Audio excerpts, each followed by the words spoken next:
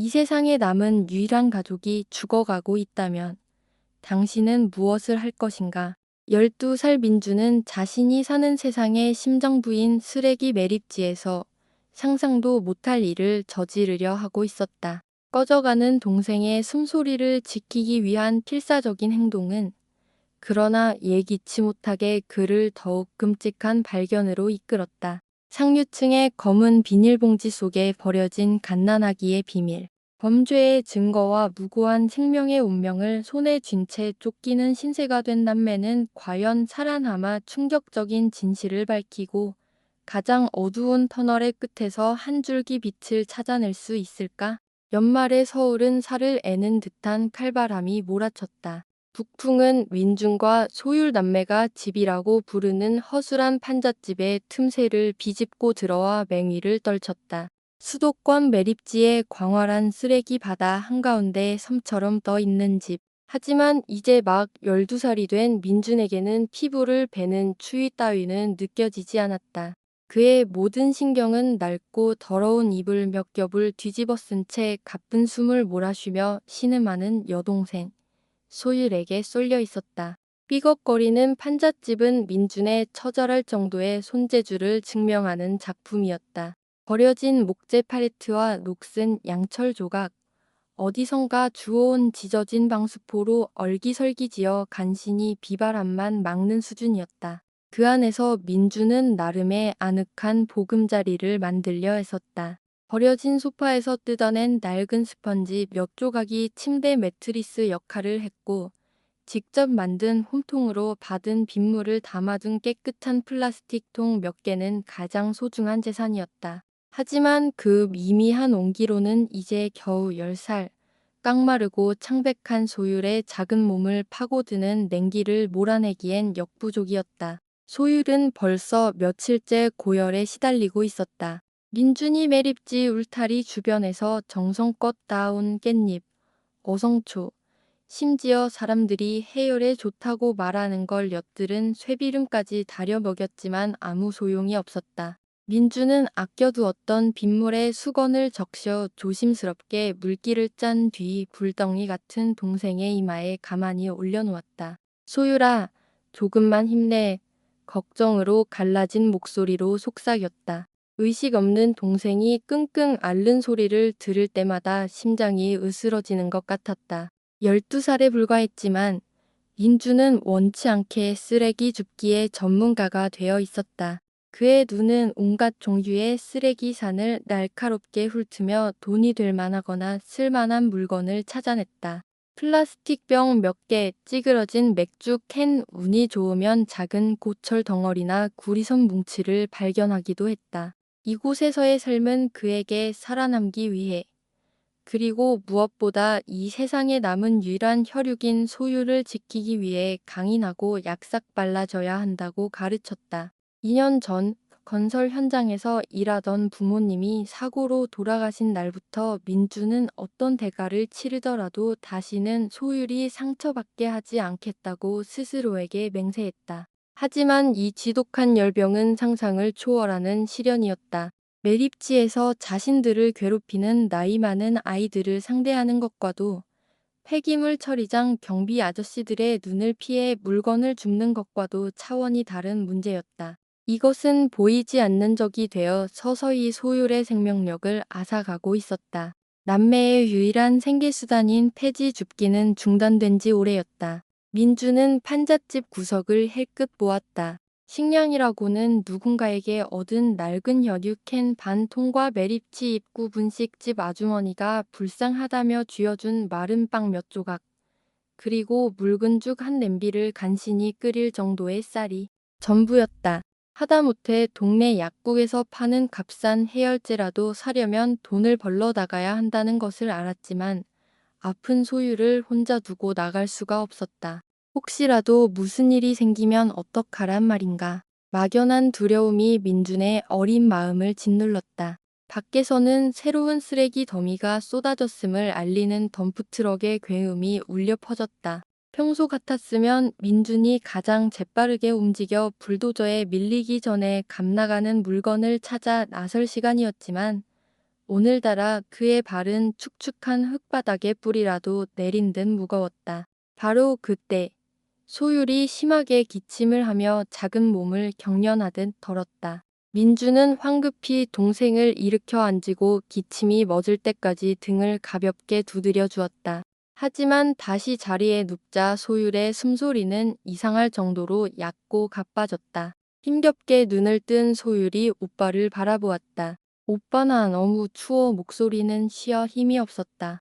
민주는 지져진 담요를 하나 더 끌어다 덮어주었지만 소율은 여전히 사시나무 떨듯 덜었다. 열은 내리기는커녕 더 심해지는 것 같았다. 동생의 이마에 손을 댄 민주는 타는 듯한 열기에 소스라치게 놀랐다. 이 쓰레기 더미에 발을 들인 이래 처음으로 민주는 진정한 무력감을 느꼈다. 그가 그토록 자랑스러워하던 모든 생존 기술과 약삭 발음이 동생의 병 앞에서는 아무런 소용이 없었다. 그때 멀리서 고함과 욕설, 무언가 부서지는 소리가 들려왔다. 매립지에 나이 많은 아이들이 영역 다툼이라도 하는 모양이었다. 민주는 소유를 품에 더 가까이 끌어안고 귀를 기울였다. 이곳은 결코 안전한 곳이 아니었다. 위험은 질병과 굶주림뿐만 아니라 생존을 위해 무슨 짓이든 할 수 있는 다른 사람들로부터도 왔다. 심장이 거세게 뛰었다. 만약 저 아이들이 이쪽으로 온다면? 이런 상태의 소유를 어떻게 지킨단 말인가?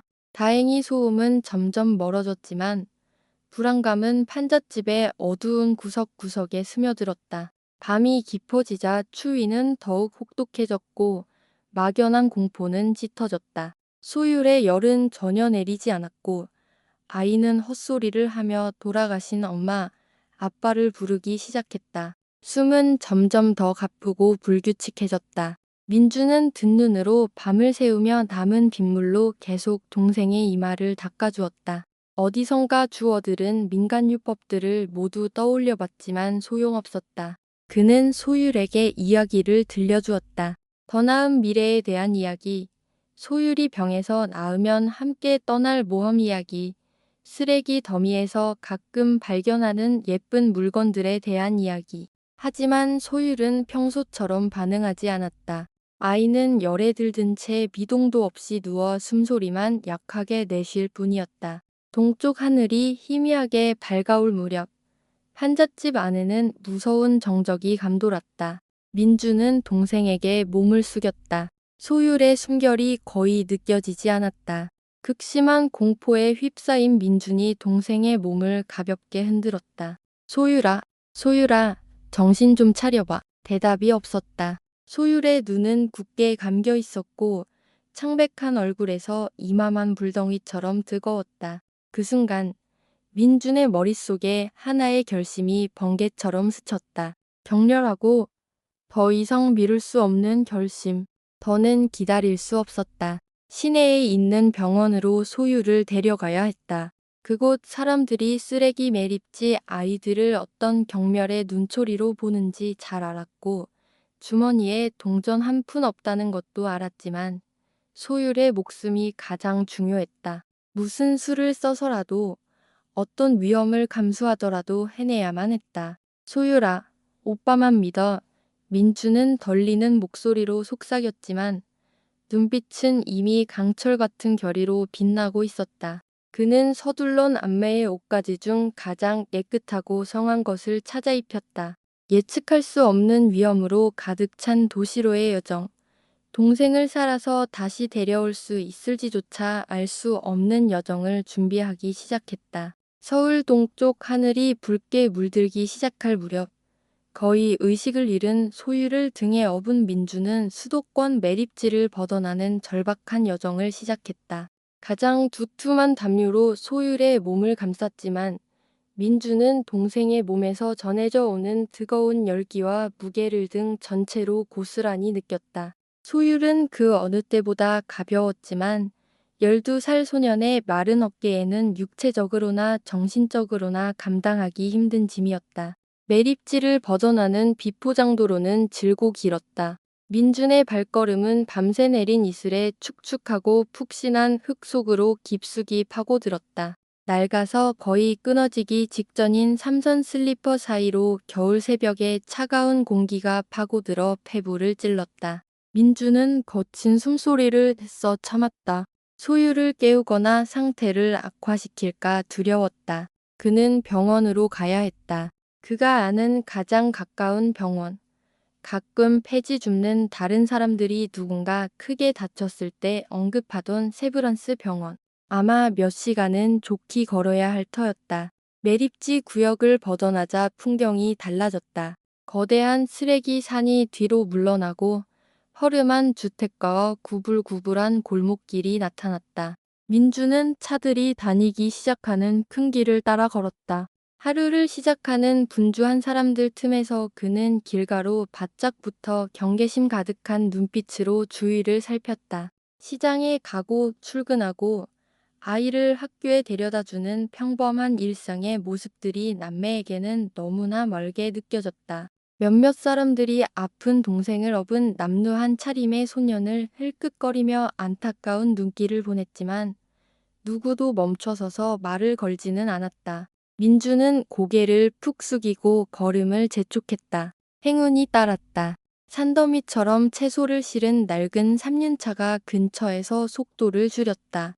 마음씨 좋아 보이는 나이든 운전기사 아저씨가 남매의 딱한 모습을 보고 한참을 태워주었다. 짐칸에 앉아 민주는 소유를 품에 꼭 껴안고 이름 모를 아저씨에게 마음속으로 감사 인사를 전했다. 하지만 그 짧은 동행도 트럭이 도매시장으로 방향을 틀면서 금방 끝이 났다. 민주는 다시 걷기 시작해야 했다. 마침내 거의 10km에 달하는 길을 3시간 가까이 사투를 벌인 끝에 신촌의 거대한 세브란스 병원 정문이 눈앞에 나타났다. 민준의 심장이 희망과 두려움으로 세차게 뛰었다. 응급실 자동문이 열리자 코를 찌르는 특유의 소독약 냄새와 함께 차가운 공기가 훅 끼쳐왔고 민준의 팔에 안긴 소율이 희미한 신음을 뱉었다. 안은 완전히 다른 세상이었다. 새하얀 형광등 불빛, 안내 방송 소리, 이동식 침대가 굴러가는 소리, 환자 가족들의 울음소리와 서로를 부르는 소리, 쉴 새 없이 오가는 의사와 간호사들. 민주는 질서 있는 혼돈 속에서 자신이 너무나 작고 이질적이며 완전히 길을 잃은 듯한 기분을 느꼈다. 저기요, 제 동생 좀 살려주세요. 민주는 바쁘게 지나가는 간호사를 붙잡고 애써 소리쳤다. 피로와 두려움에 목소리가 갈라졌다. 동생이 열이 너무 높아요. 의식이 없어요. 하지만 간호사는 그를 힐끗 쳐다보더니 고개를 저었다. 저쪽 접수 창구 가서 먼저 접수부터 하세요. 그리고는 서둘러 가버렸다. 민주는 어쩔 줄 몰라 주위를 두리번거리다 사람들로 붐비는 접수 창구를 찾아갔다. 겨우 비집고 들어가 순서를 기다렸지만 창구에 앉은 직원은 그의 머리부터 발끝까지 훑어보더니 물었다. 부모님이나 보호자는 어디 있니? 저 혼자예요. 부모님은 돌아가셨어요. 민준이 기어들어가는 목소리로 답했다. 여직원은 안타깝다는 듯 한숨을 쉬었지만 목소리는 단호했다. 어른 없이는 이번 수속 못 밟아. 규정이야. 민주는 절망에 빠져 돌아섰다. 다른 사람들에게 도움을 청하려 했지만 돌아오는 것은 고개를 젓거나 무관심한 시선뿐이었다. 바로 그때 덩치 크고 엄격해 보이는 보안요원이 다가왔다. 얘, 너 여기서 뭐 하는 거야? 여긴 병원이진 놀이터가 아니야. 아저씨, 제발요. 제 동생이 너무 아파요. 의사 선생님이 필요해요. 민준이 더듬거리며 말했고 눈에는 눈물이 그렁그렁 맺혔다. 보안요원은 민준의 등에 엎인 채 축 늘어져 있는 소유를 보더니 다시 그의 남두한 행색을 보고는 단호하게 고개를 저었다. 부모나 보호자 없으면 안 돼. 여긴 너 같은 불황아들이 올 곳이 아니야. 동생 데리고 다른 데로 가봐. 근 행정한 말들이 칼날이 되어 민준의 심장을 후벼 팠다. 그는 뒷걸음질 치며 소유를 더 꽉 껴안았다. 사람을 살려야 할 바로 이곳에서 가난하다는 이유로 쓰레기 매립지 아이라는 이유로 희망의 문이 눈앞에서 쾅 닫혀버린 것이다. 무력감과 서름이 목구멍까지 차올랐다. 소율이 다시 마른 기침을 하기 시작했고 숨소리는 점점 더 약해졌다. 더 이상 기다릴 수 없었다. 그 절망의 순간 대담한 생각이 머리를 스쳤다. 어떤 희생을 치르더라도 소유를 지키겠다던 맹세를 떠올렸다. 민준의 눈이 빠르게 대기실 전체를 훑었다. 동선, CCTV 위치, 간호사들의 움직임, 약품 카트. 미쳤지만 유일한 계획이 머릿속에서 형태를 갖추기 시작했다. 소율에게 줄 약을 직접 훔쳐야 했다. 마치 떠날 준비를 하는 척. 민주는 인파에 섞여 병원 안쪽으로 더 깊이 구석진 곳으로 서서히 이동했다. 간호사 2명이 바로 옆을 지나갈 때 그는 벽에 몸을 바짝 붙이고 숨을 죽였다. 그들은 소년의 존재를 전혀 눈치채지 못했다. 매립지에서 배운 은신술이 효과를 발휘하는 순간이었다. 그리고 그는 목표물을 발견했다. 한 간호사가 근처 병실에서 의사와 이야기를 나누는 동안 복도에 잠시 세워둔 약품 카트. 민준의 심장이 북처럼 울렸다. 어쩌면 마지막 기회일지도 몰랐다. 그는 여전히 이야기 중인 간호사를 힐끗 쳐다보며 최대한 조용하고 조심스럽게 카트로 다가갔다. 소율은 등 위에서 미동도 없었다. 민준의 눈이 약품 라벨들을 빠르게 훑었다. 낡은 신문지에서 겨우 글자를 개친 수준이었지만 해열, 항생, 감염 같은 중요한 단어들은 알아볼 수 있었다. 매립지에서 보던 위험 경고 라벨의 글자들과 비슷했다. 민준의 손이 떨렸다. 그는 서둘러 약 몇 통과 작은 병들, 심지어 포장도 뜯지 않은 주사기 몇 개까지 닥치는 대로 집어 헐렁한 외투 주머니에 쑤셔 넣었다. 막 몸을 돌려 떠나려던 순간 소율이 갑자기 격렬하게 기침을 했다. 길고 마른 기침 소리가 조용한 복도에 울려 퍼졌다. 간호사가 소스라치게 놀라 돌아봤다. 거기 너 멈춰. 민주는 찰나의 순간 얼어붙었지만 인해 생존 본능이 깨어났다. 그는 소율을 꽉 잡고 출구를 향해 무작정 내달렸다. 뒤에서 간호사가 외치는 소리, 조다오는 발소리가 다급하게 들렸다. 민주는 뒤돌아볼 엄두도 내지 못했다. 병원 복도는 미로 같았다. 좌회전, 우회전, 엘리베이터 구역을 지났다. 쏟아오는 사람들의 소리는 더 많아졌고 무전기 소리까지 들렸다. 복도 끝에서 다른 보안요원이 나타나 길을 막았다. 이제 막다른 길이야. 민주는 공포에 질려 방향을 틀었다. 그때 그의 눈에 직권 전용이라고 쓰인 비상구 문이 들어왔다. 망설일 틈도 없이 그는 문을 세게 밀치고 어둡고 좁은 유지보수 통로로 뛰어들었다. 방금 그가 연문에서 경보음이 요란하게 울려 퍼졌다. 민주는 본능적으로 출구를 찾아 계속 달렸다. 화물하역장이라고 쓰인 표지판이 나타났다. 그는 화살표 방향을 따라 다른 출구를 찾아 달렸다. 그곳은 비교적 한산했고 빈 트럭 몇 대만 주차되어 있었다. 쏟아오는 팔소리는 여전히 등 뒤에서 들렸다. 민주는 밖으로 통하는 또 다른 비상구가 살짝 열려 있는 것을 발견했다. 그는 문을 통해 뛰쳐나갔다. 아침 햇살이 눈부시게 쏟아져 눈을 가늘게 떴다. 직원용 주차장이었다. 민주는 주차된 차들 사이를 지그재그로 달리며 몸을 숨겼다. 사방에서 외치는 소리와 발소리가 들렸다. 당장 이곳을 벗어나야 했다. 그는 길 건너편 두 건물 사이에 있는 어둡고 좁은 골목을 발견했다. 저곳이 탈출구였다. 그는 차에 치이지 않도록 조심하며 재빨리 도로를 가로질러 골목 안으로 사라졌다. 골목 안은 쌓아놓은 쓰레기 더미에서 나는 악취로 가득하고 축축했다. 민주는 벽에 등을 기댄 채 거친 숨을 몰아쉬었다. 심장은 여전히 미친 듯이 뛰고 있었다. 그는 황급히 소율의 상태를 살폈다.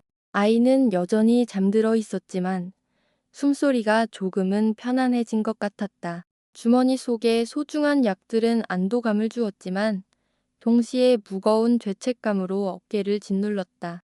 바로 그때 골목 끝에서 나는 소리에 민준이 소스라치게 놀랐다. 그는 황급히 소유를 끌어당겨 골판지 상자 더미 뒤에 몸을 숨겼다. 어둠 속에서 값비싼 옷차림의 한 남자가 겁에 질린 표정으로 빠르게 걸어 나왔다. 그는 주위를 두리번거리더니 근처 쓰레기통에 꽤 커다란 검은 비닐봉지를 서둘러 던져 넣었다. 봉지는 쿵 하는 무겁고 둔탁한 소리를 내며 떨어졌다. 남자는 한순간도 머물지 않고 골목 다른 쪽 끝으로 거의 뛰다시피 사라졌다. 그곳에서 민주는 고급 세단의 헤드라이트가 잠시 켜졌다가 꺼지고 차가 급히 출발하는 것을 희미하게 보았다. 민주는 숨을 죽이고 지켜보았다. 저 남자는 누구일까? 왜 저렇게 겁에 질린 표정이었을까? 그리고 저 검은 봉지 안에는 대체 무엇이 들어있기에 이 더러운 골목에 몰래 버려야만 했을까? 막연한 불안감이 민준의 마음속에 피어올랐다. 하지만 소율에 대한 걱정과 어서 안전한 곳으로 돌아가야 한다는 생각에 더 이상 호기심을 가질 여유가 없었다. 그는 주머니 속 약 봉지를 꽉 쥐고 동생을 단단히 고쳐 업은 뒤 풀리지 않는 의문과 불길한 예감을 가슴에 품은 채 어두운 골목을 조심스럽게 빠져나왔다. 병원에서 수도권 매립지로 돌아오는 길은 갈 때보다 2배는 더 길게 느껴졌다. 민준의 등에 실린 짐은 이제 의식을 잃은 소율뿐만이 아니었다. 훔친 약에 대한 죄책감과 발각될지 모른다는 두려움이 더해져 있었다. 다리는 천근만근이었지만 민주는 감이 오래 멈춰 쉴 수 없었다. 어서 은신처로 돌아가 소율에게 약을 먹여야 했다. 낯선 남자와 어두운 골목의 검은 봉지 이미지가 머릿속을 맴돌았다. 병원에서 탈출한 안도감, 소율에 대한 극심한 걱정, 그리고 지울 수 없는 죄책감이라는 혼란스러운 감정의 소용돌이 속에서 누독기하고 동떨어진 기억의 파편이었다. 마침내 익숙하지만 끔찍한 매립지의 풍경이 눈앞에 펼쳐졌다. 하늘을 찌를 듯한 쓰레기산, 코를 찌르는 역한 냄새, 귓가에 윙윙거리는 파리떼. 다른 이들에게는 지옥 같은 이곳이 민준에게는 집이라고 부를 수 있는 유일한 공간이었다. 아까 그 남자가 고급 세단을 타고 급히 사라졌던 방향을 어림짐작하며 그가 봉지를 버렸을 법한 구역을 지날 때 민주는 문득 걸음을 멈췄다. 당장 판잣집으로 달려가고 싶었지만 무언가가 그의 발목을 붙잡았다. 거의 들리지 않을 정도로 희미하게 마치 약한 신음 소리 같은 것이 근처 쓰레기 더미 쪽에서 들려왔다. 심장이 쿵쾅거렸다. 민주는 조심스럽게 비교적 깨끗한 방수포 위에 소유를 내려놓고 가만히 있으라고 다독인 뒤 소리가 나는 곳으로 살금살금 다가갔다. 그저 쥐나 길고양이가 갇힌 것일 수도 있었다. 하지만 호기심과 함께 무언가 잘못되었다는 직감이 그를 이끌었다. 그는 위에 덮여 있던 석은 골판지를 걷어냈다. 쥐도 고양이도 아니었다. 그것은 검은 비닐봉지였다. 그가 골목에서 그 남자가 버리는 것을 봤던 것과 똑같은 봉지. 그리고 그 봉지가 미세하게 움직이고 있었다. 민주는 숨을 죽이고 마른 나뭇가지로 봉지를 살짝 건드려 보았다. 안에서 조금 더 확실한 움직임과 함께 끙하는 소리가 들렸다. 그는 이를 악물고 용기를 내어 천천히 봉지 입구를 열었다. 안에 있는 것을 본 순간 민주는 그 자리에 얼어붙었다. 온몸의 피가 차갑게 식는 것 같았다. 쓰레기가 아니었다. 동물도 아니었다. 갓난아기였다. 아기는 몸을 뒤척이며 작게 칭얼거리다 이내 앙칼진 울음을 터뜨렸다. 가냘프고 애처로운 울음소리가 매립지에 소름 끼치는 정적 속으로 울려 퍼졌다. 민주는 몇 초간 멍하니 서 있었다. 머릿속이 하얘졌다. 왜 여기에 갓난아기가? 누가 이렇게 작은 생명을 무참히 버린단 말인가? 아까 그 남자는 왜 이런 짓을?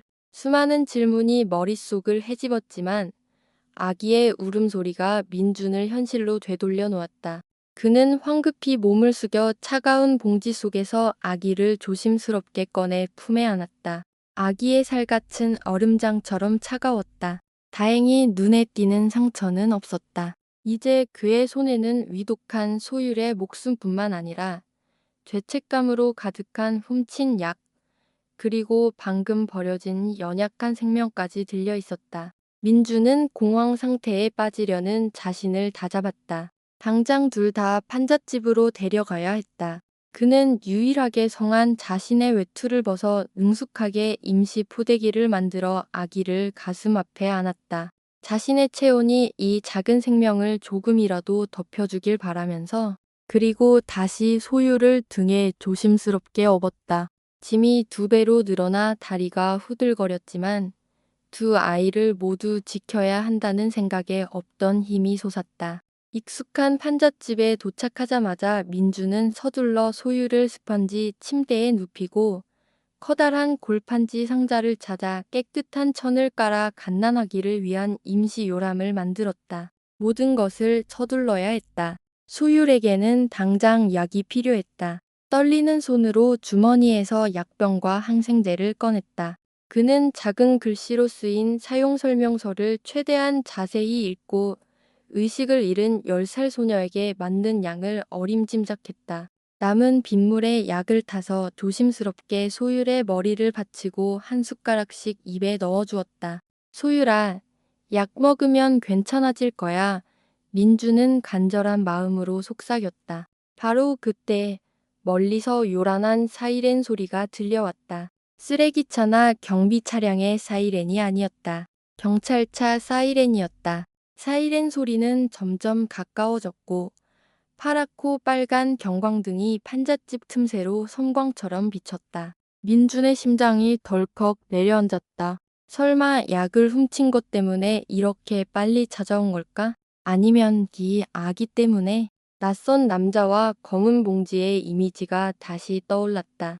분명 관련이 있을 터였다. 상자 속의 아기가 몸을 뒤척이며 울기 시작했다. 밖에서는 차가 멈추고 문이 쾅 닫히는 소리, 발소리와 함께 사람들이 말하는 소리가 또렷하게 들려왔다. 이윽고 확성기를 통해 단호하고 권위 있는 목소리가 울려 퍼졌다. 주민들에게 알린다.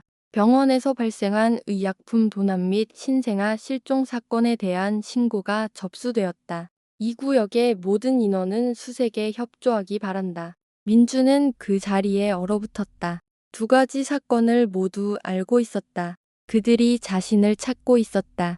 약을 훔친 뒤 아기까지 납치했다고 생각할 게 뻔했다. 쓰레기 더미에서 아기를 주었다는 말을 누가 믿어주겠는가. 도망쳐야 했다. 생존 본능이 다시 한번 격렬하게 고개를 들었다. 민준의 행동은 극도로 신속했다. 그는 비상 상황을 대비해 항상 준비해두던 작은 청 가방에 남은 약과 물병, 마른 빵 조각 등 필수품 몇 가지를 재빨리 챙겨 넣었다. 가장 두꺼운 담요로 소유를 단단히 감싸고 다시 갓난아기를 가슴에 안았다. 제발 울지 않기만을 바라면서 민준이 판잣집 문을 가린 방수포를 막 걷어내고 밖으로 빠져나가려던 순간 강력한 손전등 불빛이 바로 눈앞을 훑고 지나갔다. 민주는 조각상처럼 그 자리에 멈춰 숨을 죽였다. 심장이 터져 나올 것 같았다. 불빛이 다른 곳으로 옮겨갔다. 정말 위험했다. 발소리가 점점 가까워지고 부서진 조각들을 밟는 소리가 들렸다. 지체할 시간이 없었다. 그는 판잣집을 빠져나와 매립지의 어둠과 복잡한 지형 속으로 몸을 숨겼다. 그는 쓰레기 산 사이를 고양이처럼 소리 없이 움직였다. 매립지의 모든 길과 숨을 곳을 꿰고 있는 기억과 경험에 의지했다. 경찰의 손전등 불빛이 계속해서 주위를 훑었고 여러 방향에서 무전으로 정보를 교환하는 소리가 들려왔다. 그들이 그의 판잣집을 발견한 모양이었다. 민주는 자신이 아는 유일한 안전한 장소로 가야 했다. 몇 달 전 남매가 우연히 발견한 매립지 깊숙한 구석의 두꺼운 쓰레기 더미 아래 일부가 파묻힌 낡은 컨테이너. 그곳은 기본적인 비상용품이 조금 있는 비밀 은신처였다. 밤의 탈출은 끔찍했다. 등에 업고 가슴에 안은 두 생명의 무게, 잡힐지 모른다는 공포, 가끔씩 터져나오는 갓난아기의 울음소리, 소율의 약한 숨소리. 모든 것이 민준을 주저앉게 만들 것 같았지만 그는 버텨야 했다. 한 번은 손전등 불빛이 바로 머리 위를 스쳐 지나갔다. 그는 악취나는 낡은 타이어 더미 뒤에 바싹 몸을 숨기고 숨을 참았다. 신기하게도 아기는 위험을 감지했는지 울음을 뚝 그쳤다. 마침내 쓰레기 더미에 거의 완전히 가려진 낡은 컨테이너에 녹슨 철문이 눈에 들어왔다. 입구는 민준이 몰래 파놓은 좁은 굴이었고 아이 한 명이 겨우 기어 들어갈 수 있었다. 그는 조심스럽게 먼저 안으로 들어간 뒤 소리를 내지 않으려 애쓰며 소율과 아기를 끌어당겼다. 컨테이너 안은 칠흑 같은 어둠과 완벽한 정적이 감돌았다.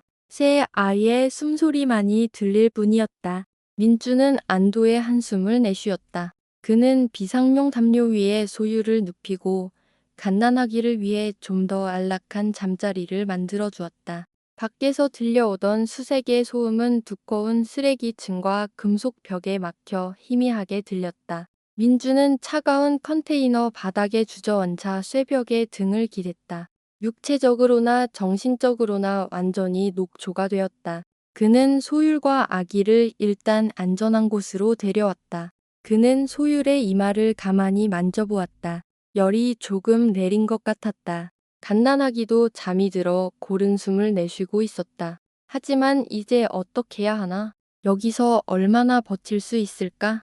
약과 물, 음식은 모두 한정되어 있었다. 밖에서는 여전히 경찰이 수색 중일 터였다. 미래는 안개 속처럼 불투명하고 위험으로 가득했다. 민주는 무릎을 끌어안고 어둠 속에서 몸을 웅크렸다. 지독한 고독과 공포가 그의 어린 영혼을 잠식해 들어왔다.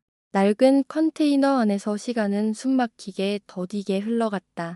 칠흑 같은 어둠은 지붕의 틈새로 새어 들어오는 희미한 빗줄기에 의해 간헐적으로 깨질 뿐이었다. 공기는 탁했고 녹슨 쇠 냄새와 오래된 곰팡이 냄새가 났다. 민주는 거의 잠들지 못한 채 밖의 모든 동정에 귀를 기울였다. 사이렌 소리와 수색대의 목소리는 밤이 깊어지면서 점점 멀어지다 이내 잠잠해졌지만 긴장감은 여전했다.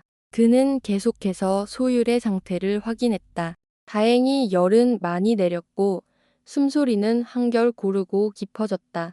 병원에서 훔쳐온 항생제와 해열제는 죄책감만큼이나 기적적인 효과를 발휘하고 있었다. 민주는 안도의 한숨을 쉬었지만 곧 다른 걱정이 밀려왔다.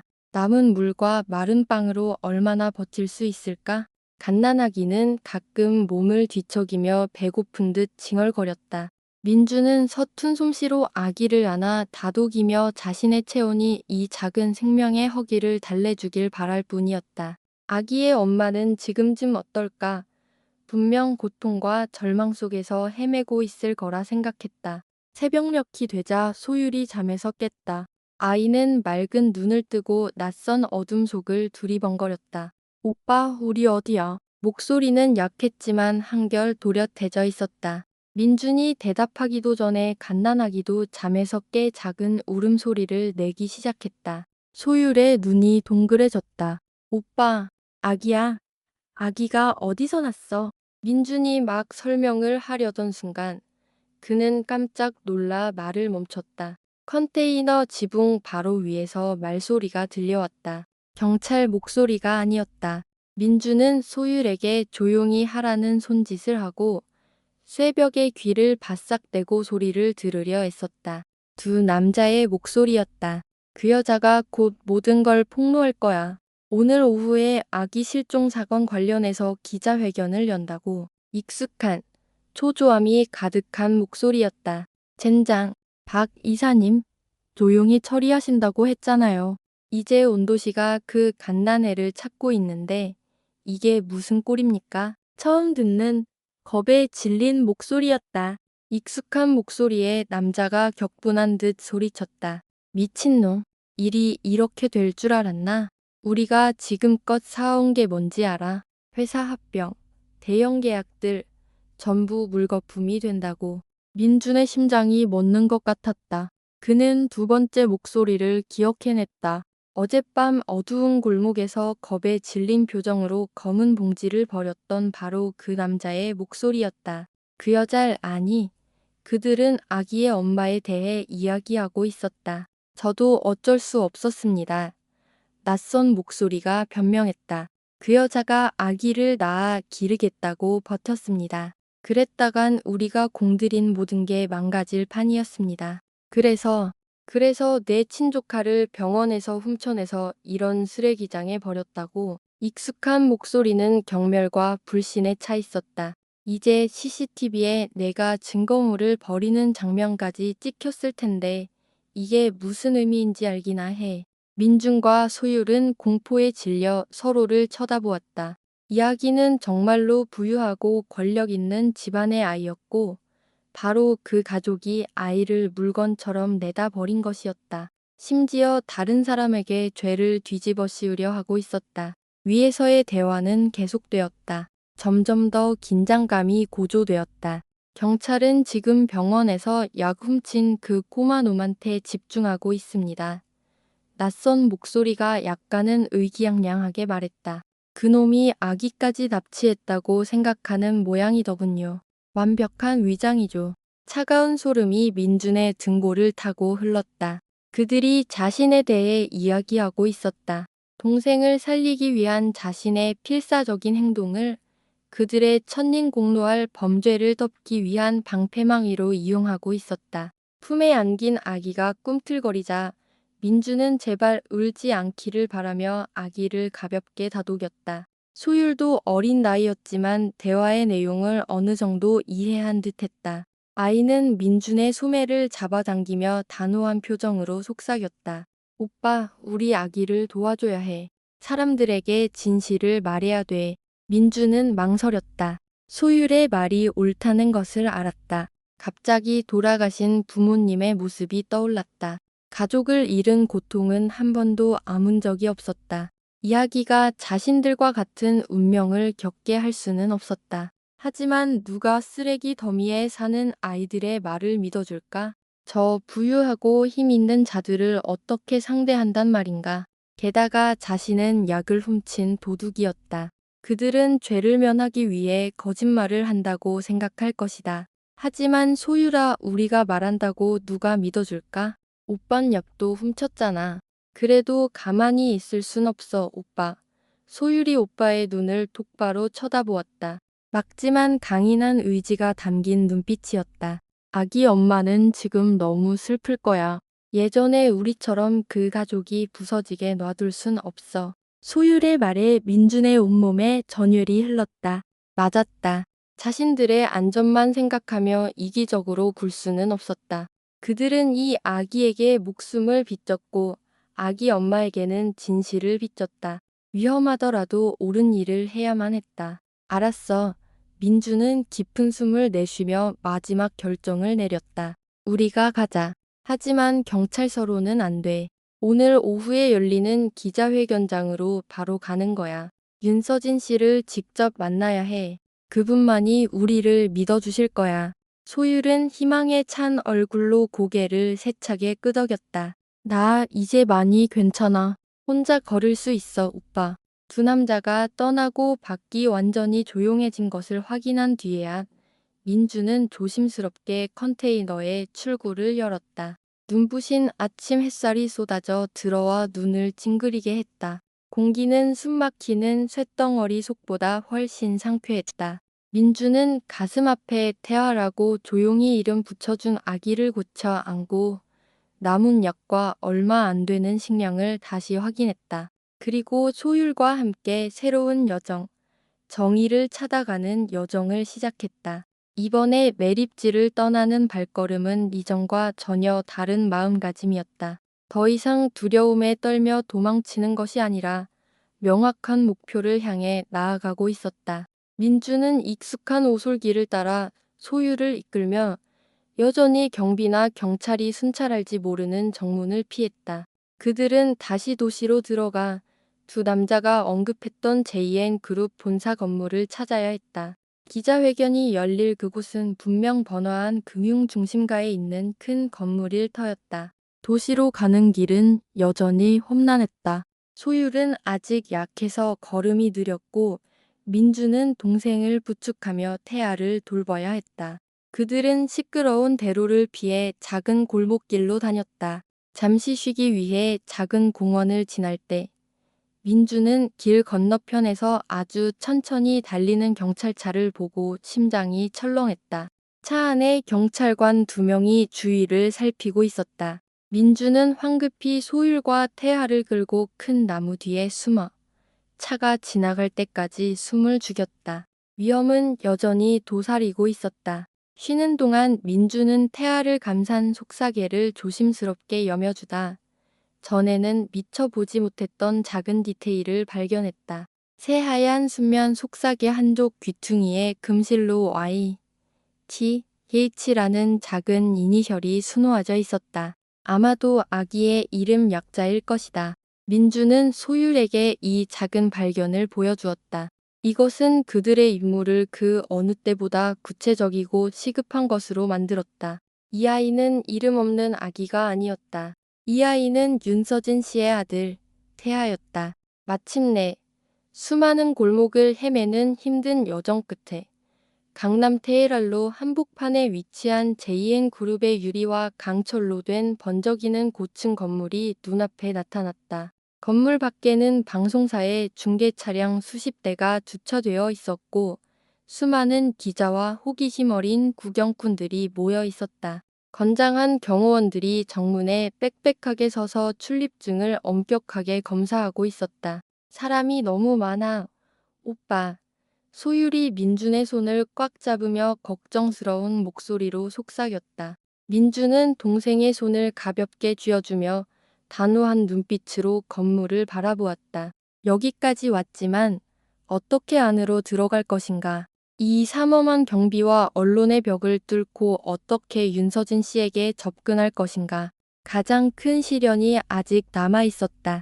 민준과 소율의 시선은 JN그룹 건물의 거대한 회전문에 고정되었다. 값비싼 정장을 차려입은 사람들과 카메라를 든 기자들이 쉴 새 없이 드나들었고 경호원들은 한 사람 한 사람의 출입증을 확인했다. 정문으로는 불가능했다. 저기 봐, 오빠. 소율이 민준의 소매를 살짝 잡아당기며 건물 모퉁이를 가리켰다. 직원용이나 후방 지원 구역처럼 보이는 작은 출입구가 있었다. 근처에는 작은 트럭 몇 대가 주차되어 있었고 제복을 입은 직원들이 상자를 나르거나 기자회견에 쓰일 다과 카트를 밀고 있었다. 저쪽으로 가자. 민주는 빠르게 결심했다. 기회를 잡아야 했다. 남매는 사람들 틈을 비집고 들어가 최대한 자연스럽게 보이려 했었다. 민준의 가슴에 안긴 태아는 신기할 정도로 조용히 잠들어 있었다. 그들은 케이터링 직원들이 커다란 음식 카트를 밀고 들어가는 순간을 기다렸다. 경비원이 트럭 서류를 확인하러 잠시 돌아선 틈을 타 민준과 소율은 번개처럼 재빨리 살짝 열린 서비스 출입구 안으로 몸을 숨겼다. 안은 완전히 다른 세상이었다. 반짝이는 대리석 바닥은 밝은 조명을 반사했고 벽에는 값비싼 예술 작품들이 걸려 있었다. 시원한 공기 속에는 은은한 고급 향수 냄새가 났다. 민준과 소율은 마치 웅장한 궁전에 L.C 들어온 남노한 두 점 같았다. 그들은 벽에 바싹 붙어 케이터링 직원들 뒤를 따라 넓은 복도를 지났다. 발각될까봐 심장이 미친 듯이 뛰었다. 마침내 그들은 기자회견장 구역을 찾아냈다. 투명한 통유리 벽 너머로 분주하게 준비 중인 거대한 회의장이 보였다. 카메라는 설치가 끝났고 조명이 환하게 켜져 있었다. 수많은 정장 차림의 사람들이 모여 긴장된 표정으로 이야기를 나누고 있었다. 그리고 민주는 그녀를 보았다. 방 한 구석에 홀로 서 있는 여자. 작지만 강인한 기품과 함께 형언할 수 없는 슬픔이 느껴지는 사람이었다. 그녀는 단정한 검은 정장을 입고 있었고 아름다운 얼굴은 피곤에 지쳐 있었다. 충혈된 두 눈은 손에 든 종이를 향해 있었지만 금방이라도 울음이 터질 것 같았다. 분명 태아의 엄마 윤서진 씨였다. 멀리서 보았지만 민주는 자식을 잃은 어머니의 고통과 절망이 그녀를 온통 감싸고 있음을 느낄 수 있었다. 민준의 가슴에 안긴 태아가 살짝 몸을 뒤척이더니 갑자기 아하는 희미한 소리를 냈다. 그 여린 소리는 윤서진 씨가 서 있던 방구석의 정적을 들기에 충분했다. 그녀의 고개가 번쩍 들렸다. 날카로운 눈빛이 강한 경계심과 간절한 희망을 담고 방 전체를 빠르게 훑었다. 그 시선에 민준의 심장이 멎는 것 같았다. 태아가 다시 한번, 이번에는 조금 더 큰 소리로 칭얼거렸다. 윤서진 씨가 떨리는 걸음으로 앞으로 걸어 나왔다. 손에 들려있던 종이가 차가운 대리석 바닥으로 떨어졌다. 저 소리. 그녀가 속삭인 목소리는 두꺼운 유리를 넘어 민준과 소율에게 들릴 만큼 컸다. 내 아들 목소리야. 민준이 반응하기도 전에 소율이 먼저 행동했다. 아이는 민준의 손을 세게 잡아 끌고 숨어있던 곳에서 걸어 나왔다. 아주머니. 소율의 목소리는 가평에서 낳은 아이답지 않게 맑고 힘찼다. 저희가 드릴 말씀이 있어요. 아주 중요한 이야기예요.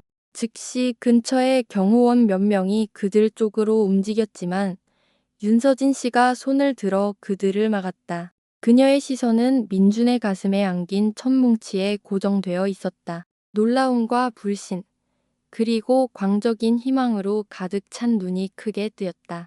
기다려요. 경호원 중 한 명이 무전기를 꺼내려 하자 그녀가 명령했다. 이리 오게 해요. 심장이 터질 듯 뛰는 가운데 민주는 천천히 윤서진 씨에게 다가갔다. 소율이 바로 옆에 바짝 붙어 따라왔다. 그는 조심스럽게 외투 포대기를 고쳐 매어 태아의 통통하고 사랑스러운 얼굴이 드러나게 했다. 아기의 눈도 막 잠에서 깨어 눈앞의 여인을 멍하니 바라보고 있었다. 윤서진 씨의 손이 떨리며 입을 가렸다. 그동안 억지로 참아왔던 눈물이 본물 터지듯 쏟아져 내렸다. 태아야. 그녀가 목맨 소리로 흐느꼈다. 목소리는 감정에 복받쳐 갈라져 있었다. 우리 아들. 그녀는 조심스럽게 손을 뻗어 아기를 만지고 싶어 했지만 여전히 자신의 눈을 믿지 못하는 듯 망설였다. 두 아이와 갓난아기의 갑작스러운 등장은 기자회견장을 순식간에 아수라장으로 만들었다. 기자들은 그들을 향해 카메라를 돌렸고 플래시가 쉴 새 없이 터졌다. 웅성거리는 소리가 군중 속에서 퍼져나갔다. 그 혼란 속에서 키 크고 비싼 정장을 입은 한 남자가 공포로 창백해진 얼굴로 윤서진 씨 앞으로 비집고 나오려 했다. 누님, 기자회견이 곧 시작됩니다. 어서. 그 남자는 바로 박 이사, 민준과 소율이 매립지에서 엿들었던 두 명 중 한 명이었다. 그는 민준의 품에 안긴 태아를 보고 그 자리에 얼어붙었다. 박서방, 윤서진 씨가 돌아섰다. 목소리는 얼음장처럼 차가웠다. 방금 전의 슬픔은 사라지고 권력 있는 여성 기업가의 날카로움이 그 자리를 대신했다. 내 아들이 왜 병원에 안전하게 있지 않고 이 아이들 품에 안겨 여기에 있는지 설명해 줄 수 있나요? 박 이사의 얼굴이 핏기 하나 없이 하얗게 질렸다. 저는 모르는 일입니다. 경찰에서는 어떤 아이가 훔쳐갔다고. 우린 아기 안 훔쳤어요. 소율이 그의 말을 끊었다. 목소리는 조금의 두려움도 없이 당찼다. 우리는 아기를 쓰레기장에서 주웠어요. 우리 사는 곳에요. 비싼 옷 입은 어떤 아저씨가 아기를 검은 봉지에 넣어서 버리고 갔어요. 윤서진 씨의 표정은 박 이사를 다시 돌아보며 더욱 굳어졌다. 비싼 옷 입은 남자라고? 마치 어제 병원으로 나를 찾아왔던 당신 동생 박진우 씨가 입었던 옷처럼 말이군. 방 전체가 숨을 죽였다. 모든 카메라, 모든 시선이 눈앞에서 펼쳐지는 드라마에 집중되었다. 박 이사는 출구 쪽을 힐끗 보았지만 경호원들이 이미 모든 통로를 막아선 뒤였다. 누님은 이해 못하십니다.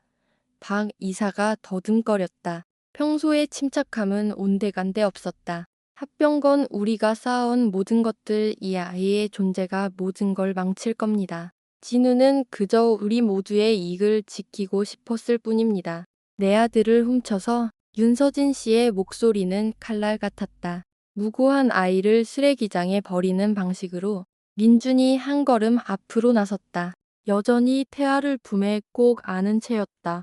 저희에게 증거가 있어요. 그가 말하며 다른 손으로 외투 주머니를 뒤졌다. 그는 YTH, 즉 윤태아라고 수놓아진 하얀 속사계를 꺼내 보였다. 그리고 오늘 아침에 저희는 그 사람들이 매립지에서 하는 얘기를 들었어요. 제가 병원에서 약을 훔쳤으니까 저한테 아기 납치 혐의를 뒤집어 씌울 계획이었어요. 윤서진 씨는 자신의 보안팀장에게 돌아섰다. 당장 경찰 불러요. 그리고 그녀는 다시 민준과 소유를 바라보았다. 눈빛은 한결 부드러워져 있었다. 약 이야기는 뭐지? 왜 약을 훔친 거니? 소율이 재빨리 대답했다. 제가 너무 아파서요. 며칠 동안 열이 안 내렸어요. 오빠가 저를 살리려고 약을 가져온 거예요.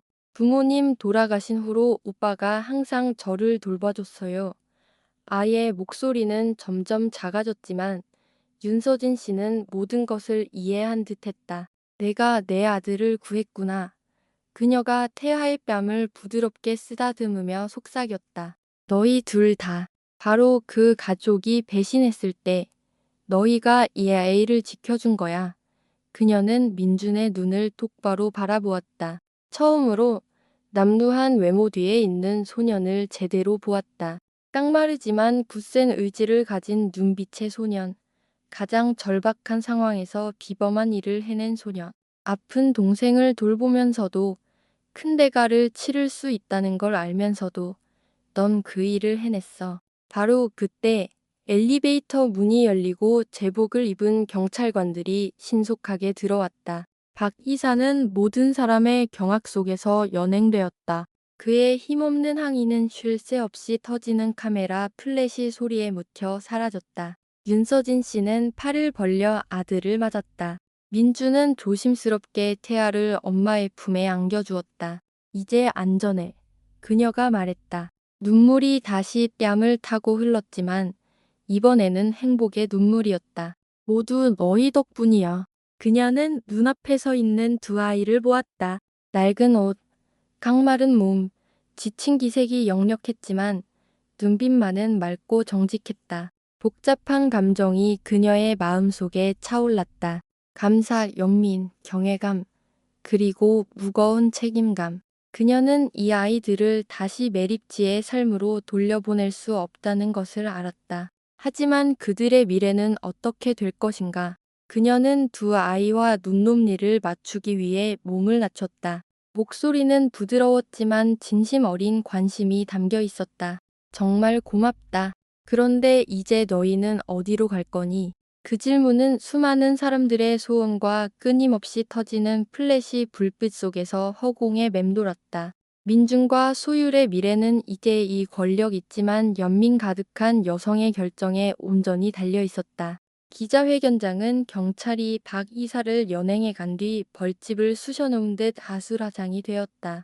플래시는 쉴 새 없이 터졌고 기자들은 품에 태아를 꼭 안고 있는 윤서진 씨에게 질문을 던지려 어우성이었다.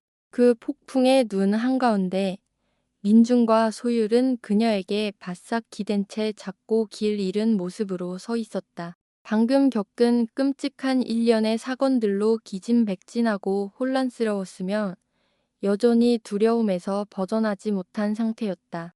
윤서진 씨는 놀라울 정도의 침착함으로 자신의 보안팀과 비서에게 신호를 보냈다. 그녀는 능숙하게 카메라 렌즈 숲으로부터 민준과 소유를 보호하며 그들을 건물 내에 조용하고 고급스러운 별실로 안내했다. 자신은 남아서 경찰과의 초기 조사를 마무리하고 들끓는 언론에 간략한 성명을 발표해야 했다. 조용한 방 안, 푹신한 소파에 앉아서도 민준과 소율은 여전히 충격에서 헤어나오지 못했다.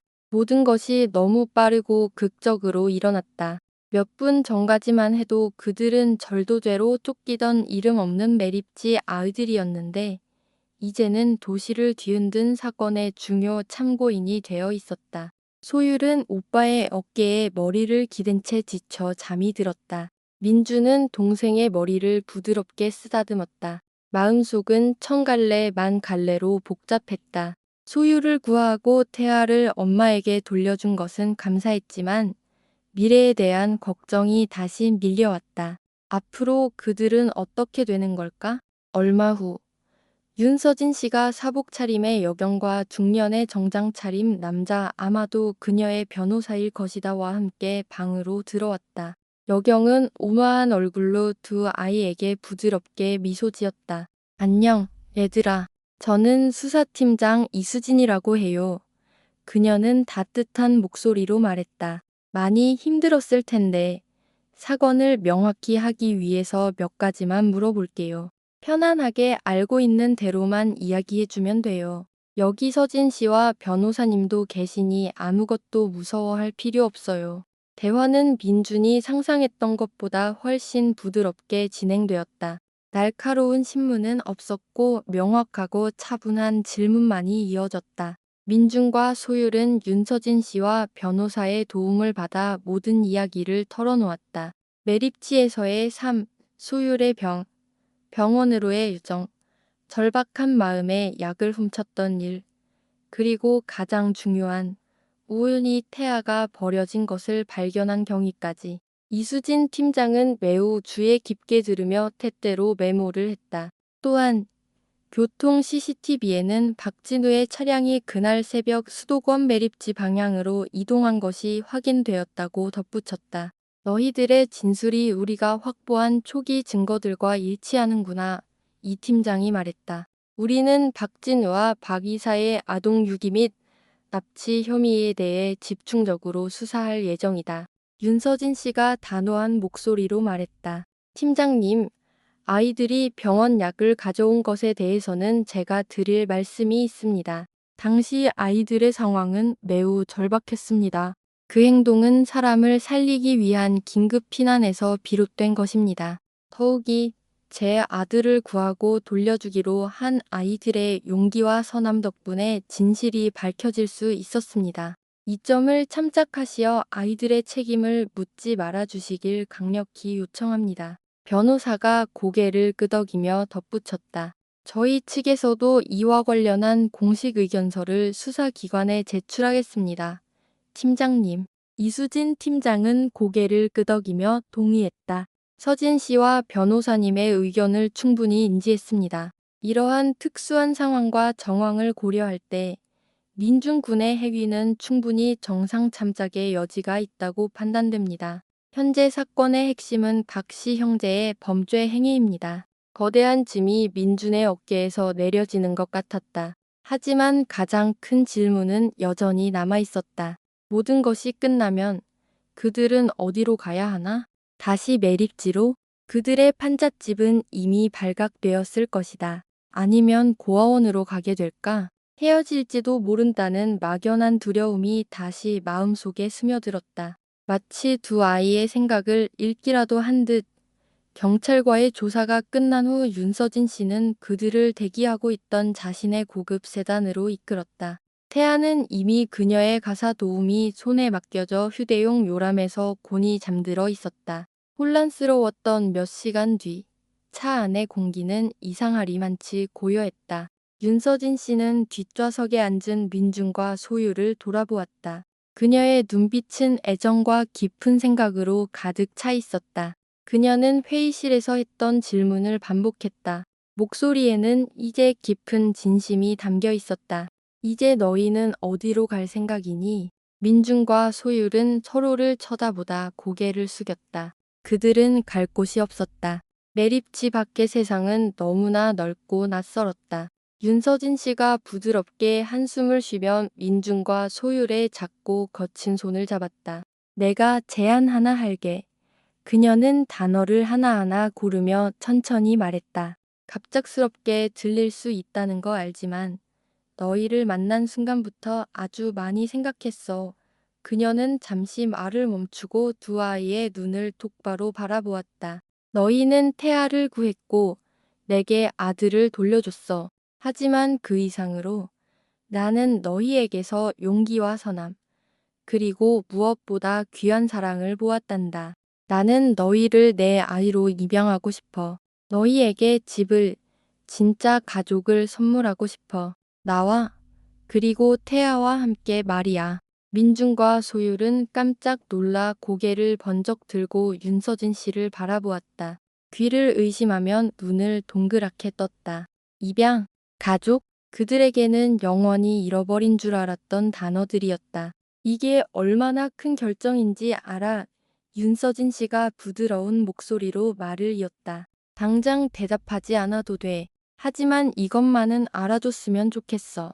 내 집은 언제나 너희를 위해 활짝 열려 있을 거라는 걸. 너희는 제대로 된 교육을 받고 좋은 보살핌을 받을 거야. 그리고 가장 중요한 건 너희를 사랑하는 엄마와 너희를 기다리는 남동생이 항상 함께할 거라는 점이야. 그녀는 아이들의 결정을 존중하며 초조하게 그들의 대답을 기다리는 눈빛으로 말을 멈췄다. 법적인 절차가 당장은 쉽지 않을 수도 있지만 우리가 함께할 수 있도록 내가 모든 노력을 다할 것을 약속할게. 차는 서울의 번잡한 도로를 부드럽게 달려 도시 북서쪽에 위치한 성북동의 고급 주택가로 향했다. 민준이 멀리서 바라보기만 했던 담장 높은 부잣집들이 모여 있는 곳이었다. 차는 나무가 우거진 작은 길로 접어들더니 푸른 정원으로 둘러싸인 거대한 하얀색 저택대문 앞에 멈춰섰다. 여기가 우리 집이야. 차에서 내리며 윤서진 씨가 말했다. 그리고 곧 너희들의 집이 되기를 바라. 민준과 소율은 높은 대문 앞에 선 채 넋을 잃었다. 상상조차 해본 적 없는 부와 화려함에 압도당했다.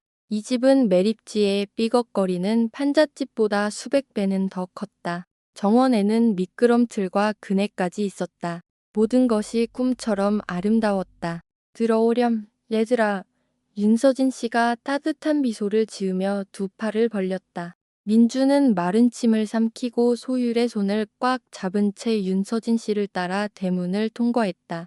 하지만 기쁨과 희망으로 가득 찬 마음 한구석에는 여전히 막연한 불안감이 남아 있었다. 이것이 정말 현실일까? 우리가 정말 이곳에 속할 수 있을까? 아니면 이 모든 것이 잠에서 깨면 사라져버릴 아름다운 꿈은 아닐까? 새로운 집으로 발을 들여놓는 순간 인생의 새로운 장이 열리는 것 같았지만 다음 페이지는 여전히 예측할 수 없는 미지수로 가득 차 있었다. 성북동의 호화로운 저택에서의 첫 몇 주는 민준과 소율에게 꿈과 같았다. 매일 아침 햇살 가득한 자기 방의 푹신한 침대에서 눈을 뜰 때마다 민준은 이것이 현실이라는 것을 믿기 위해 몇 초간 멍하니 있어야 했다. 따뜻하고 부드러운 침구는 매립지의 차가운 스펀지와 낡은 담요와는 차원이 달랐다. 소율은 훨씬 빨리 적응했다. 아이는 온종일 종알거리며 집안 구석구석을 탐험했고 특히 수천 권의 책이 꽂힌 거대한 서재를 좋아했다. 충분한 영양 섭취와 제대로 된 의료 케어 덕분에 소율은 눈에 띄게 건강하고 혈색이 좋아졌다.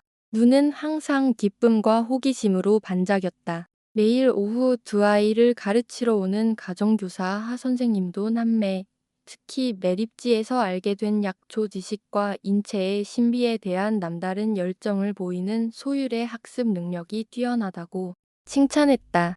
민주는 좀 더 과묵했지만 그 역시 윤서진 씨가 고류한 수학과 컴퓨터 프로그래밍 수업에 점차 흥미를 붙여왔다. 갓난아기 태아는 통통하고 사랑스럽게 자라며 집안의 모든 사랑을 독차지했고 두 형제를 유난히 따랐다. 가사도우미 아주머니와 운전기사 아저씨도 아이들을 차별 없이 따뜻하게 대해주었다. 하지만 민주는 여전히 과거의 그늘에서 완전히 벗어나지 못했다.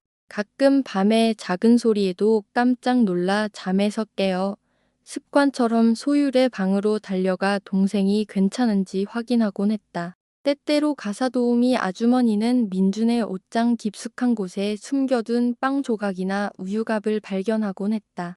굶주렸던 시절의 무의식적인 저장 본능이었다. 윤서진 씨는 이 모든 것을 알아차렸다. 그녀는 꾸짖는 대신 민준이 안정감을 느낄 수 있도록 긍기 있게 설명하고 격려했다. 그녀는 민준에게 식료품 저장실 열쇠를 주며 언제든 원하는 것을 가져다 먹어도 된다고 말했고, 민준이 소율의 방을 쉽게 볼 수 있도록 복도에 은은한 수면 등을 달아주었다. 민준아, 넌 너무 오랫동안 강해야만 했어. 어느 날 저녁 그녀가 부드럽게 말했다. 이제 그 짐을 천천히 내려놓아도 된단다. 여기서는 너와 소율이 언제나, 언제까지나 안전할 거야.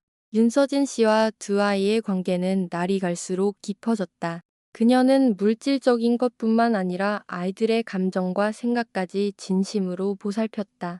방 페인트 색깔을 고르는 것부터 주말 계획까지 모든 것을 아이들과 상의했다.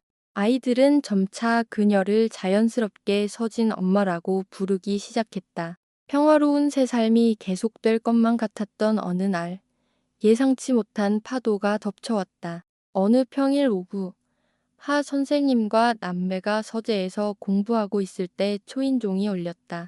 문을 열어준 가사도우미 아주머니가 약간 굳은 표정으로 돌아와 거실에서 태아와 놀아주던 윤서진 씨를 불렀다. 낯선 두 명의 방문객. 정장 차림의 남녀는 자신들을 서울시 아동복지센터 소속 직원이라고 소개했다. 윤서진 씨 되시죠? 여직원이 차분한 목소리로 말했지만 눈빛은 날카로웠다. 저희는 오늘 민준, 소율 두 아동의 친척이라고 주장하는 분의 요청에 따라 방문했습니다. 그분께서 입양 절차 재검토와 함께 아동들의 양육권을 직접 맡고 싶다는 의사를 밝히셨습니다. 거실의 공기가 무겁게 내려앉았다.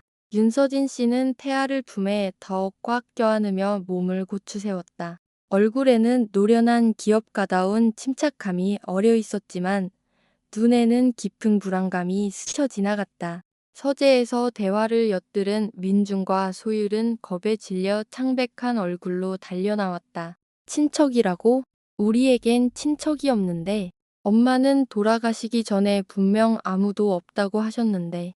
전혀 예상치 못한 일이군요. 윤서진 씨가 여전히 평정을 잃지 않은 목소리로 답했다. 제가 알기로는 제가 아이들의 후견인 절차를 밟기 전에 관계기관에서 친족을 찾는 조사를 철저히 진행한 것으로 압니다만. 네, 맞습니다. 남자 직원이 대답했다. 하지만 자신을 아이들 어머니의 사촌이라고 밝힌 황미자라는 분께서 최근에 태아군 사건에 대한 언론 보도를 통해 비로소 남매의 소식을 접하게 되었다고 주장하고 있습니다. 그분은 저희 쪽에 공식적으로 입양 절차를 중단하고 본인이 직접 아이들을 양육할 수 있도록 검토해달라는 민원을 제출했습니다. 소율이 울음을 터뜨리며 달려와 윤서진 씨에게 매달렸다. 싫어요. 저희 아무 데도 안 가요. 서진 엄마랑 태아랑 같이 살고 싶어요. 민주는 그 자리에 얼어붙었다. 최악의 두려움이 현실이 되는 것 같았다. 또다시 헤어지게 되는 걸까? 윤서진 씨는 두 아이를 품에 꼭 껴안았다. 그녀의 눈빛은 그 어느 때보다 단호해졌다. 분명히 말씀드리죠. 그녀는 두 직원을 똑바로 쳐다보며 강철 같은 목소리로 말했다. 이 아이들은 이미 충분히 많은 고통을 겪었습니다. 저는 그 누구도 어떤 이유로든 이 아이들에게 다시 상처 주는 것을 용납하지 않을 겁니다. 규정에 따라 업무를 진행하시는 것은 막지 않겠지만 저와 제 변호인단은 제 아이들의 권리와 행복을 지키기 위해 모든 수단을 강구할 것입니다. 두 직원이 떠난 후 집안은 무거운 침묵에 잠겼다. 윤서진 씨는 즉시 법무팀에 전화를 걸었다. 그녀는 민준과 소유를 안심시키며 법은 그들을 보호할 것이고 친척이라고 주장하는 그 사람은 관계를 증명해야 할 뿐만 아니라 아이들을 데려가는 것이 지금과 함께 있는 것보다 더 낫다는 것을 증명해야 할 것이라고 설명했다. 그녀는 그것이 불가능하다고 믿었다. 하지만 민주는 여전히 마음을 놓을 수 없었다. 왜 하필 지금일까? 웨이 친척은 자신들과 윤서진 씨의 이야기가 세간의 주목을 받을 때 나타난 걸까? 혹시 그저 이용하려는 것은 아닐까? 다음 며칠은 긴장 속에서 흘러갔다. 윤서진 씨의 변호인단은 황미자라는 여성에 대한 정보를 확인하기 위해 밤낮 없이 일했다. 그들은 몇 가지 의심스러운 점을 발견했다. 그녀는 안정적인 직업이 없었고 상당한 빚을 지고 있었으며 복잡한 인간관계를 맺고 있었다. 그녀의 동기는 점점 더 의심스러워졌다. 마침내 아동복지센터 직원 및 심리 전문가와의 면담 날이 다가왔다. 면담은 민준과 소율에게 가장 편안한 환경을 제공하기 위해 집에서 진행되었다. 두 아이는 매우 불안해했지만 윤서진 씨가 미리 마음의 준비를 시켜준 덕분에 침착함을 유지할 수 있었다. 한 직원이 황미자 씨가 제공했다는 정보를 언급하자 미자 씨 말로는 너희 어머니가 짜장면을 아주 좋아하고 바퀴벌레를 극도로 무서워하셨다던데 소율이 즉시 반박했다. 아니에요. 우리 엄마는 춘장을 못 드셔서 짜장면 싫어하셨어요. 그리고 엄마는 쥐는 무서워해도 바퀴벌레는 하나도 안 무서워했어요. 아이들의 진술에 담긴 자신감과 구체적인 디테일은 황미자 씨의 주장에 대한 의구심을 더욱 증폭시켰다. 그들은 또한 윤서진 씨와 태아에 대한 깊은 애정을 표현하며 이 가족과 함께 머물고 싶다는 소망을 분명히 밝혔다. 서진 엄마는 저희를 진심으로 사랑해주세요. 민준이 목맨 소리로 말했다. 엄마는 저희 공부도 가르쳐 주시고 저희를 돌봐주세요. 여기가 저희의 진짜 집이에요. 면담이 끝나고 직원들이 돌아갔다. 곧 평가 보고서를 제출하겠다고 약속하며 온 가족이 다시 거실에 모였다. 윤서진 씨는 민준과 소유를 품에 꼭 껴안았다. 너희 정말 잘했어. 그녀가 속삭였다. 우리는 가족이야. 그 무엇도 그걸 바꿀 순 없어. 그날 밤 민주는 우연히 윤서진 씨가 변호사와 통화하는 것을 듣게 되었다. 그녀의 목소리는 평소보다 더 지치고 걱정스러워 보였다. 법률 비용이 만만치 않네요. 상대방 뒤에 어떤 후원 세력이 있는 것 같습니다. 진짜 싸움을 준비해야겠어요. 민주는 조용히 자기 방으로 돌아왔다. 마음이 무거웠다. 윤서진 씨가 그들을 위해 모든 것을 할 것이라는 걸 알았지만 그녀에게 짐이 되고 싶지는 않았다. 이 가족을 지키기 위한 싸움은 생각보다 훨씬 더 힘들어질 것 같았다. 그들의 미래는 다시 한번 복잡한 법적 절차와 예측할 수 없는 음모 위에서 위태롭게 흔들리고 있었다. 면담 이후의 날들은 긴장된 기다림 속에서 흘러갔다. 호화로운 저택은 모든 것이 갖춰져 있었지만 공기는 평소보다 무겁게 가라앉아 있었다. 가족 모두는 평소의 생활 리듬을 유지하려 했었다. 민준과 소율은 여전히 하 선생님과 공부하고 태아와 놀고 가사 도우미 아주머니를 도왔다. 하지만 아동복지센터의 결정과 다가올 재판에 대한 걱정은 검은 구름처럼 머리 위를 맴돌았다. 민주는 서진 엄마의 얼굴에 드리운 피로와 근심을 똑똑히 볼 수 있었다. 그녀는 아이들 앞에서는 늘 강하고 낙관적인 모습을 보이려 애썼지만 말이다. 그녀는 새이와 더 많은 시간을 보냈고 포옹은 더 힘이 들어갔으며 사랑한다는 말도 더 자주 했다. 마치 그들의 끈끈한 유대감을 재확인하려는 듯이 기다리는 동안 윤서진 씨의 변호인단은 계속해서 새로운 정보를 업데이트했다. 그들은 친척이라고 주장하는 황미자라는 여성이 관계에 대해 거짓말을 했을 뿐만 아니라 최근 그녀의 재정 상태에 수상한 움직임이 있었음을 보여주는 추가 증거를 확보했다. 이는 누군가 그녀를 배후에서 조종하여 윤서진 씨를 공경에 빠뜨리고 어쩌면 그녀의 재산을 노리고 있을 것이라는 의심을 더욱 굳혔다. 그러나 황미자 측은 논리적으로 불리함에도 불구하고 나중에 신빙성이 없다고 증명되긴 했지만 몇몇 증인을 갑자기 내세워 사건을 복잡하게 만들었고 가족은 다시 한번 불안에 떨어야 했다. 그러던 어느 늦가을 오후 온 가족이 거실에 모여 있을 때 윤서진 씨의 전화가 울렸다. 법률사무소에서 걸려온 전화였다.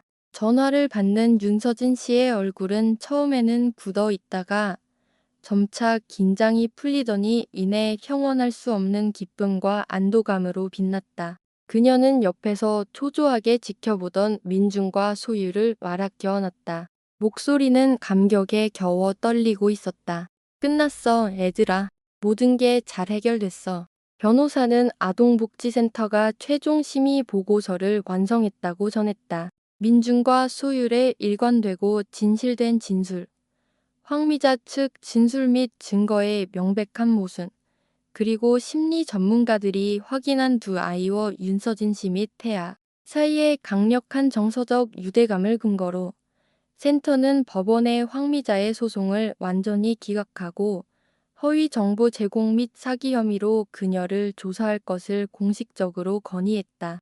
더욱이 황미자의 이러한 방해 공작은 역설적으로 민준과 소율의 특수한 상황과 윤서진 씨 가족과의 성공적인 적응을 증명하는 추가적인 증거가 되어 법원이 입양허가 심사 절차를 신속히 진행하는 데 동의하게 만들었다. 기쁨이 집안에 가득 터져나왔다.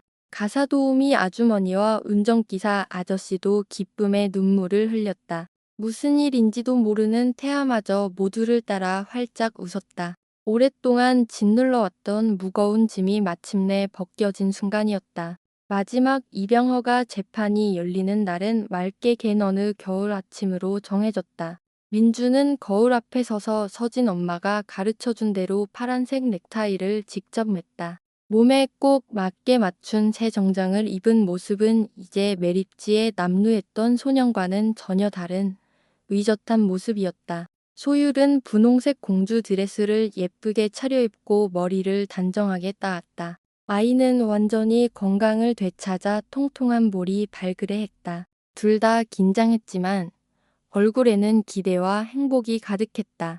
서울가정법원은 오늘따라 민준이 생각했던 것처럼 무서워 보이지 않았다. 분위기는 엄숙했지만 이상하게 따뜻했다. 가족 외에도 그동안 아이들을 사랑으로 지켜봐 준 하 선생님, 가사도우미 아주머니, 운전기사 아저씨도 축하해주기 위해 함께 왔다. 태아는 서진 엄마 품에 안겨 작은 곰 모양의 우주복을 입고 있었다. 까만 눈동자로 주위를 호기심 어리게 둘러보는 모습이 무척 사랑스러웠다. 판사는 인자한 인상의 중년 여성이었다. 그녀는 서류를 매우 꼼꼼히 읽었고 이 특별한 가족의 이야기에 감동받았다고 말하며 따뜻한 미소로 그들을 맞았다. 이렇게 힘든 상황 속에서 이토록 자연스럽고 따뜻하게 형성된 가족을 보는 것은 저희에게도 드문 일입니다. 윤서진 씨는 한 손으로 태아를 안고 다른 한 손을 민준과 소율의 어깨에 올렸다. 목소리는 감동으로 떨렸지만 노릇했다. 존경하는 재판장님, 민준이와 소율이는 제게 용기와 지혜, 그리고 사랑의 놀라운 힘을 보여주었습니다. 아이들은 제 아들의 목숨을 구했을 뿐만 아니라 제가 이전에는 결코 알지 못했던 완전한 가족의 의미를 가져다 주었습니다. 저는 이 아이들을 제 친자식처럼 사랑합니다.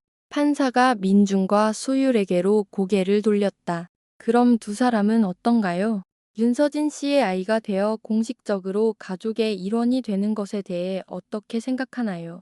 민준은 깊은 숨을 들이쉬었다. 서진 엄마를 보고 소율이를 보고 엄마 품에서 옹알이하는 태아를 보았다. 매립지에 어두웠던 날들부터 행복했지만 시련도 많았던 지난 몇 달간의 기억이 물밀듯이 밀려왔다. 존경하는 재판장님, 그는 분명하고 진심 어린 목소리로 말했다. 저희는 이미 오래전부터 여기가 저희 가족이라고 느껴왔어요. 오늘은 그 사실을 모두가 알게 되는 날일 뿐이에요. 소율이 고개를 세차게 끄덕이며 덧붙였다. 서진 엄마는 우리 엄마고 태아는 우리 동생이에요. 저희는 영원히 함께 있고 싶어요. 판사의 미소가 더욱 환해졌다. 그녀는 책상 위에 작은 나무 망치를 들었다. 그렇다면 더 이상 지체할 이유가 없군요. 그녀가 망치로 책상을 가볍게 내리쳤다. 그 소리가 엄숙한 법정에 울려 퍼졌다. 대한민국 법의 이름으로 서울가정법원은 윤서진 씨의 황민준, 황소유 두 아동에 대한 입양을 정식으로 허가한다. 이 시간부로 두 아동은 윤서진 씨의 자녀이며 여러분 모두는 합법적인 하나의 가족임을 선고합니다. 축하합니다. 그 앙치 소리는 새로운 삶, 완전히 다른 인생의 장을 여는 종소리처럼 울려 퍼졌다. 윤서진 씨는 민준과 소유를 함께 힘껏 껴안았다. 행복의 눈물이 그녀의 뺨을 타고 흘러내렸다. 엄마와 형, 누나가 울고 웃으며 껴안는 것을 본 태아도 덩달아 신이 나 통통한 손으로 형과 누나의 얼굴을 톡톡 쳤다. 하 선생님과 아주머니, 아저씨도 감격에 겨워 눈물을 참지 못했다. 재판정을 나와 법원을 떠나려 할 때 민주는 문득 복도 건너편에 서 있는 익숙한 모습을 보았다.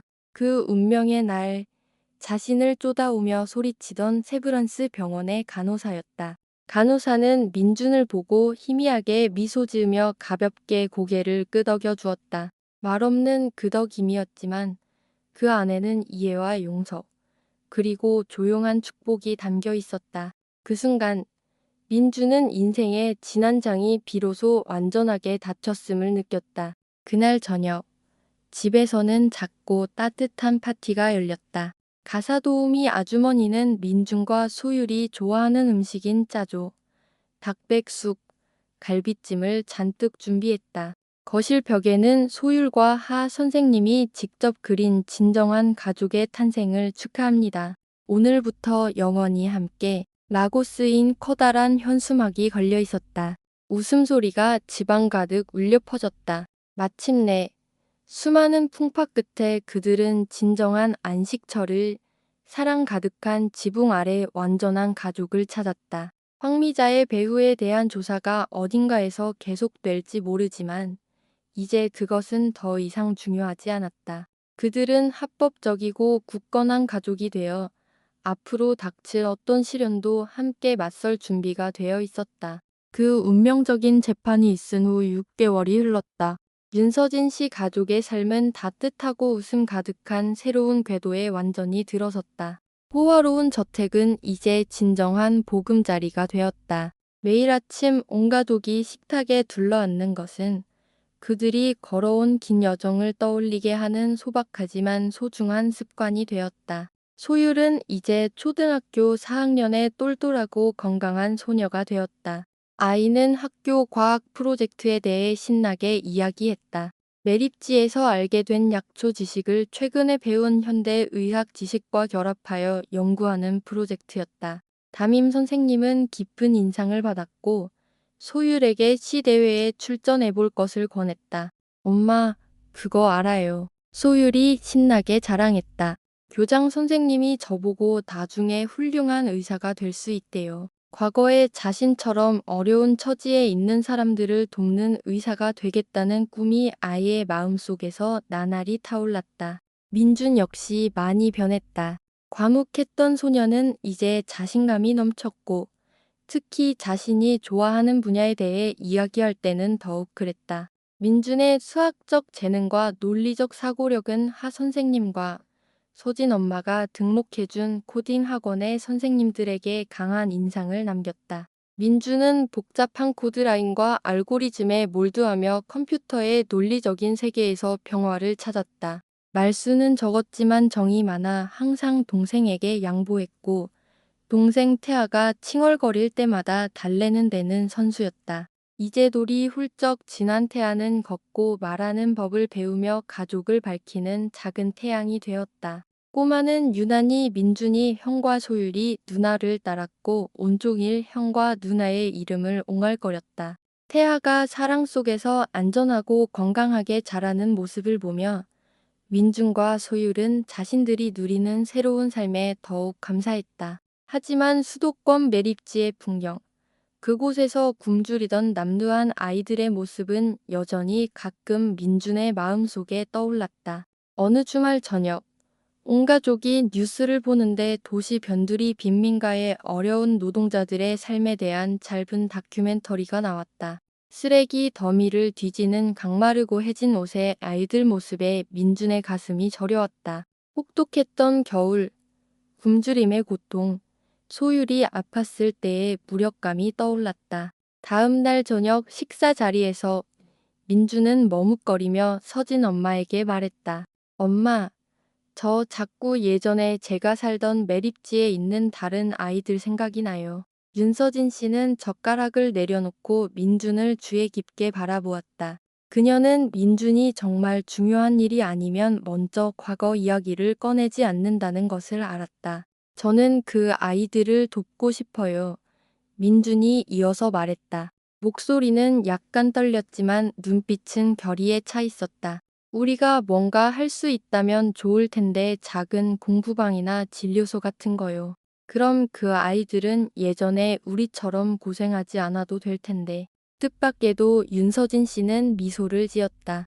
따뜻하고 격려가 담긴 미소였다. 엄마도 그 생각을 하고 있었어. 민준아, 그녀가 말했다. 엄마는 우리가 이렇게 좋은 삶을 살게 된 행운이 우리보다 운이 좋지 않은 사람들을 돕고 나누기 위한 것이라고 항상 믿는단다. 우리 가족의 제2의 희망재단은 그걸 충분히 해낼 능력이 있어. 엄마랑 같이 프로젝트 한번 만들어 볼래? 민준의 눈이 빛났다. 옆에 앉아있던 소율도 신이 나서 끼어들었다. 정말요? 엄마? 진짜 의사 선생님이 있는 작은 병원도 지을 수 있어요? 그럼 아픈 친구들이 옛날에 민준이 오빠처럼 약을 훔치러 가지 않아도 되잖아요. 컴퓨터 교실도요. 민준이 아이디어를 덧붙였다. 책도 있고 가르쳐주는 선생님도 있어서 아이들이 글도 배우고 컴퓨터도 쓸 줄 알게 되면 나중에 더 좋은 일자리를 구할 기회가 생길 거예요. 저녁 식사 분위기는 순식간에 활기로 가득 찼다. 윤서진 씨는 즉시 태블릿 PC를 꺼내 아이들의 아이디어를 기록하기 시작했다. 그녀의 경영 경험과 자원은 민준과 소율의 현실적인 필요에 대한 깊은 이해와 완벽하게 결합되었다. 그들은 함께 매립지 근처 지역의 의료, 교육, 그리고 자립 지원이라는 세 가지 핵심 분야에 초점을 맞춘 커뮤니티 센터의 기본 청사진을 그렸다. 태아마저 친구도와 라고 옹알거리며 거들어 온 가족이 웃음을 터뜨렸다. 프로젝트의 이름은 새로운 지평으로 정해졌다. 매립지의 불행한 아이들에게 더 밝은 미래를 가져다 주기를 바라는 희망을 담아서였다. 하지만 프로젝트를 실행하는 과정은 결코 순탄치 않았다. 윤서진 씨의 강력한 지원과 재단의 자원이 있었음에도 불구하고 그들은 적지 않은 어려움에 부딪혔다. 처음에는 센터를 지을 만한 적절한 부지를 매립지 근처에서 찾는 것부터 법적인 문제와 치안을 우려하는 일부 지역 주민들의 암묵적인 반대에 부딪혔다. 재단 내부에서조차 프로젝트의 실효성과 계획 수립 과정에서 매립지 출신 두 아이의 역할에 대해 의구심을 표하는 목소리가 있었다. 하지만 윤서진 씨는 아이들의 아이디어를 단호하게 지지했다. 그곳 아이들에게 무엇이 필요한지 민준이와 소율이보다 더 잘 아는 사람은 없습니다. 그녀는 한 회의에서 단언했다. 이것은 단순한 자선 프로젝트가 아닙니다. 이것은 제 아이들의 경험에서 우러나온 진심 어린 나눔이자 열정입니다. 보다 현실적인 시각을 얻기 위해 윤서진 씨는 민준, 소율과 함께 운전기사 아저씨의 안전한 동행하에 매립지 외곽 지역으로 조심스럽게 현장 답사를 다녀왔다. 황량한 풍경, 허술한 판잣집, 폐기물 더미 사이에서 놀고 있는 강마른 아이들. 모든 것이 민준과 소율의 마음의 비수처럼 고쳤고 그들의 결심을 더욱 굳히게 만들었다. 그 답사에서 민준은 우연히 나이 많은 청소년 무리와 마주쳤다. 그곳에 살 때 피해야만 했던 익숙한 얼굴들이었다. 그들의 눈빛은 어른들과 함께 깨끗한 옷을 입고 나타난 민준을 향해 노골적인 경계심과 질투, 의심을 드러냈다. 짧지만 긴장감 넘쳤던 그 만남은 민준에게 한 가지를 깨닫게 했다. 이곳 사람들의 삶을 바꾸는 데는 물질적인 지원뿐만 아니라 불이 깊게 박힌 편견과 불신을 극복하기 위한 이해와 인내가 필요하다는 것을, 초기의 행정적 어려움과 의심의 눈초리를 극복하고 마침내 새로운 지평 프로젝트가 공식적으로 시작되었다. 작지만 따뜻한 기공식이 민준과 소율이 한데 집이라고 불렀던 곳 근처의 평평하게 닦인 부지에서 열렸다. 윤서진 씨와 민준, 소율이 함께 희망의 초석을 상징하는 첫 벽돌을 놓았다. 작은 진료소, 컴퓨터 교실, 미니 도서관, 안전한 놀이터가 들어설 미래의 커뮤니티 센터 설계도를 보며 민준의 마음은 형언할 수 없는 감정으로 가득 찼다. 이것은 긴 여정의 시작에 불과했다. 절망만이 가득해 보였던 땅에 희망의 씨앗을 심는 여정. 하지만 그는 믿었다. 가족의 사랑과 하나 된 마음이 있다면 이곳 아이들에게 진정한 새로운 지평이 열릴 것이라고.